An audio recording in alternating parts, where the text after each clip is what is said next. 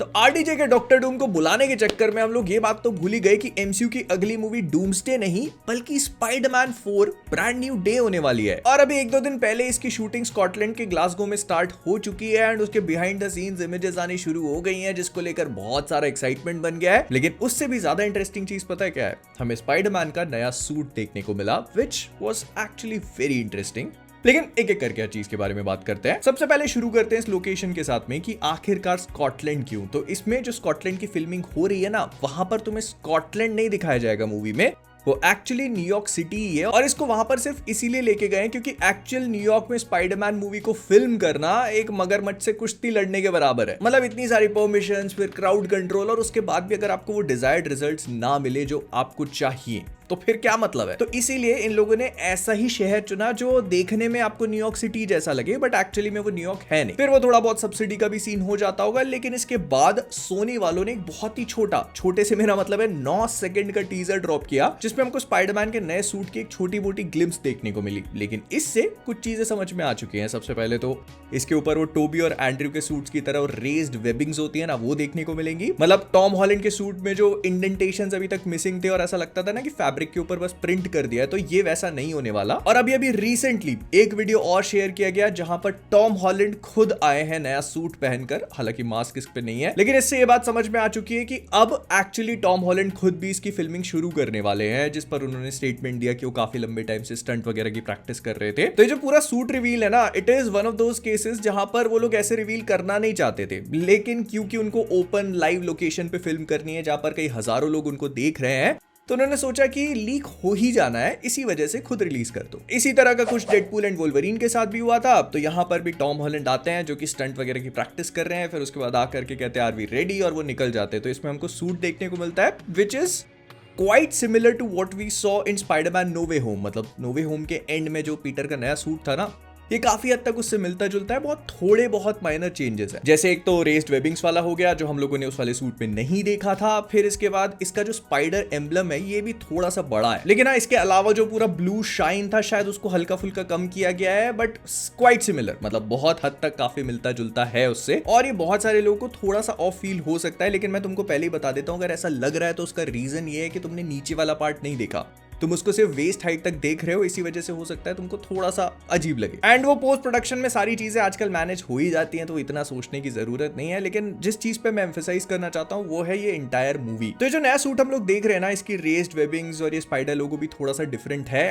हो सकता है कि टॉम हॉलैंड के पीटर ने टोबी और एंड्रयू के सूट्स को देखकर उनसे इंस्पिरेशन ड्रॉ करी हो, इसी वजह से ये सूट इतना डिफरेंट है। हालांकि मैं ये चीज भी पॉइंट आउट करना चाहूंगा कि हम लोगों ने अभी तक इसका मास्क नहीं देखा है। हो सकता है कि यहाँ पर भी कुछ चेंजेस हों, लेकिन इन लोगों ने इस बात को भी रिवील नहीं करा। और जैसे जैसे टाइम पास हो रहा है और भी बिहाइंड द सीन्स इमेजेस निकल के आ रही हैं, अब टॉम हॉलैंड स्पाइडरमैन के कॉस्ट्यूम में सेट पर स्टंट्स को रिहर्स करना स्टार्ट कर चुके हैं। एंड इससे ये भी समझ में आ रहा है कि सूट का जो पीछे वाला लोगो है ये एंड्रयू गारफील्ड के अमेजिंग स्पाइडरमैन सूट से काफी ज्यादा रिजेंबल करता है, जो इस थ्योरी को और भी ज्यादा हवा देना शुरू कर देता है कि पीटर ने अपने सूट्स टोबी और एंड्रयू से ही इंस्पायर करें। लेकिन सवाल ये पैदा होता है कि आखिरकार स्पाइडरमैन ब्रांड न्यू डे की कहानी क्या होगी, इसमें क्या कुछ होने वाला है। मतलब बहुत सारी इंफॉर्मेशन पहले से ही हमको पता चल चुकी थी, और अब ये जो शूटिंग वगैरह हो रही है इससे नई चीजें पता चलने लगी है। तो मैंने सोचा सबको कंबाइन करके देखा जाए। सबसे पहले तो देखो, इस मूवी के बारे में एक ऐसी चीज है जिसको बहुत सारे लोग इग्नोर कर रहे हैं, और वो ये कि इस मूवी की टाइमलाइन हमें पता चल चुकी है। ये जो पूरी शूटिंग हो रही है ना, यहाँ पर लोगों ने स्पॉट किया है कि ये मूवी 2027 में सेट होगी, जो कि मार्वल की करंट टाइमलाइन, मतलब जो हम लोगों ने थंडरबोल्ट्स देखी, उससे पहले captain America brave new world, उसके साथ परफेक्टली कोइंसाइड कर जाती है। लेकिन इसका एक और मतलब है, स्पाइडरमैन नो वे होम थी 2024 में, और अगर ये 2027 की कहानी है तो इसका मतलब ये है कि इस मूवी में हमको कम से कम 3 साल की एक टाइम जंप देखने को मिलेगी,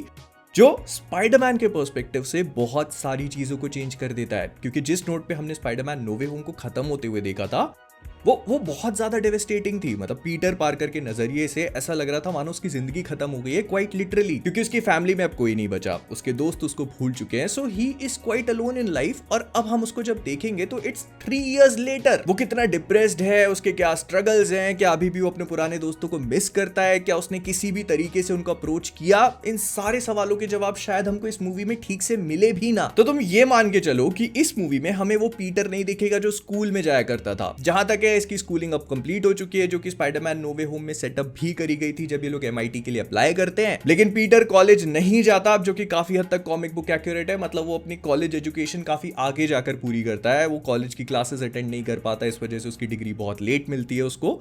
तो ये सारी चीजें इस मूवी में एड्रेस की जा सकती है। प्लस उसका वो जो पूरा डेली ब्यूगल वाला आर्क था ना कि वो जे जोना जेमसन से जाके मिलेगा, स्पाइडरमैन की फोटोज उसको बेचेगा, तो कुछ ये चीज भी हमें इस मूवी में दिखाई जाएगी। और ये भी कहा जा रहा है कि जो अभी तक हम लोगों ने स्पाइडरमैन की जो पुरानी तीनों मूवीज देखी थी ना, उससे काफी डार्क होने वाली है, जो इसके बैकग्राउंड म्यूजिक से भी सिग्निफाई होता है, जो कि माइकल जियाचिनो दे रहे हैं by the way. Plus Sony की CEO का खुद ये स्टेटमेंट आया था कि इस मूवी में हम लोग पीटर कम और स्पाइडरमैन को ज्यादा देखेंगे, क्योंकि अब उसकी लाइफ में फैमिली फ्रेंड्स कुछ भी नहीं है, तो उसको लगता है कि उसकी बस एक ही रिस्पॉन्सिबिलिटी है और वो है स्पाइडरमैन बने रहना। तो पूरा टाइम स्पाइडरमैन बनेगा, थोड़ा ज्यादा गुस्से में होगा और बहुत सारी अलग अलग चीजें जो हमने शायद अभी तक टॉम हॉलैंड के स्पाइडरमैन को नहीं करते हुए देखी। फिर इसके बाद इन्हीं बिहाइंड द सीन्स के थ्रू हमको स्कॉटलैंड की सड़कों पे एक टैंक भी चलता हुआ दिख रहा है। अब इसके बारे में सबसे इंटरेस्टिंग बात यह है कि ये टैंक के ऊपर एक छोटा सा लोगो बना हुआ है, जो कि इनर डीमंस बताता है। Inner demons actually Marvel comics में एग्जिस्ट करने वाला एक ग्रुप है जिसको मिस्टर नेगेटिव कंट्रोल करता है। प्लस ये जो टैंक या ट्रक्स हम लोग देख रहे हैं, ये DODC मतलब डिपार्टमेंट ऑफ डैमेज कंट्रोल को बिलोंग कर रहे हैं, जिसके ऊपर इनर डीमन का लोगो बना हुआ है। एंड इसका मतलब ये भी है कि ये मूवी टोनी स्टार्क के जाने के बाद DODC के साथ क्या चीजें हो रही हैं और वो कितना करप्ट होता जा रहा है,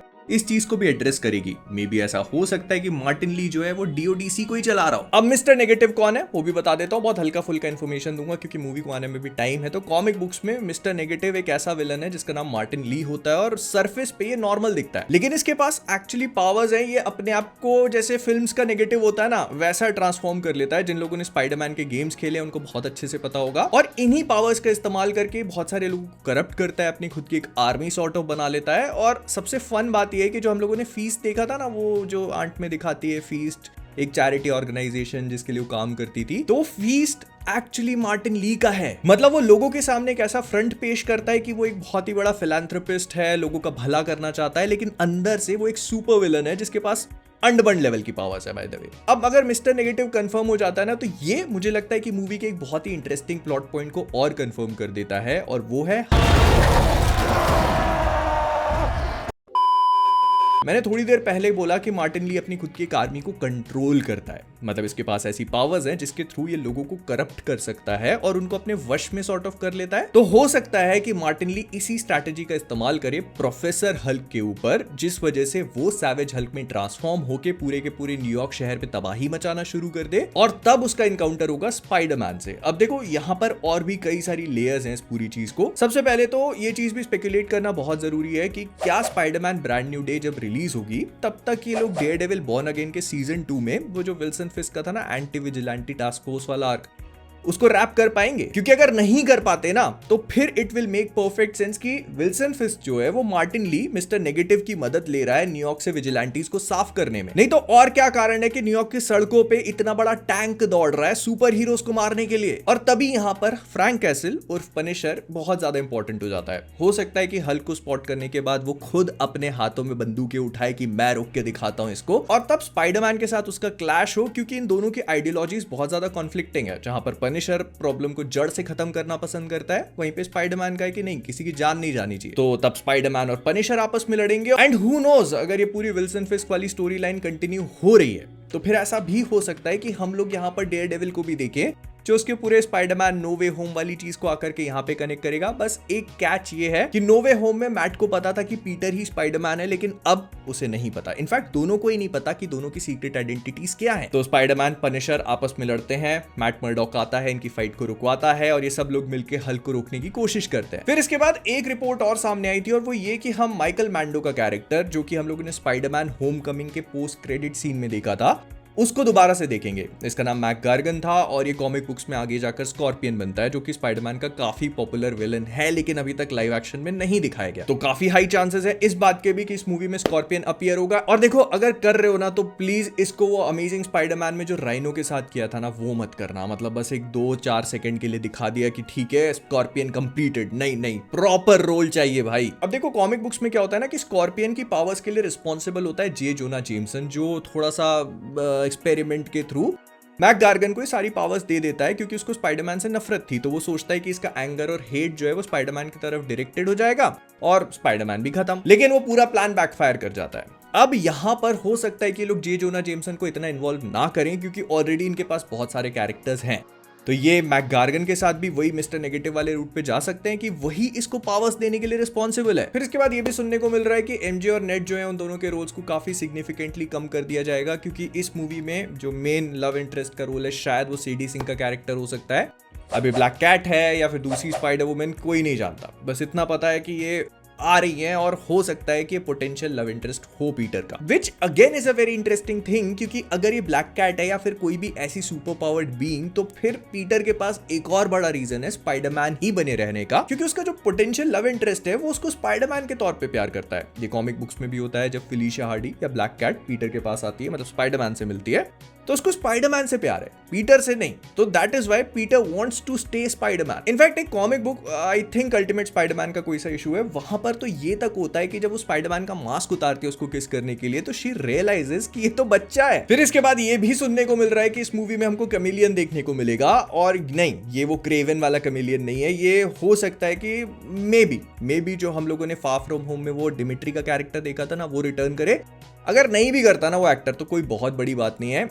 ऐसे दिखा सकते हैं कि ये जो दिमित्री हम लोगों ने देखा था या तो वो कैमेलियन था ही नहीं, या फिर अगर वो था भी तो किसी दूसरे रूप में। मतलब वी नो कि कैमेलियन को कैमेलियन इसीलिए कहा जाता है क्योंकि वो किसी भी रूप में रह सकता है। तो हो सकता है कि उसका एक्चुअल फेस ना हो और अब इस मूवी में किसी प्रॉपर एक्टर को कास्ट कर लेंगे उसकी जगह। फिर दो और विलन्स टीज करे गए थे, एक बूमरैंग, दूसरा टैरेंटुला, और ऐसा भी कहा जा रहा था कि शायद इसमें हमको टूम्बस्टोन देखने को मिलेगा। ये सारे के सारे विलन जो है बहुत हाई चांसेस है कि एक मोन्टाज के थ्रू दिखा दिया जाए कि पीटर ने पिछले 3 सालों में इन विलन से फाइट करी हुई है। तो ऐसे में वो स्ट्रीट लेवल जो पूरी कहानी है ना वो भी हो सकती है।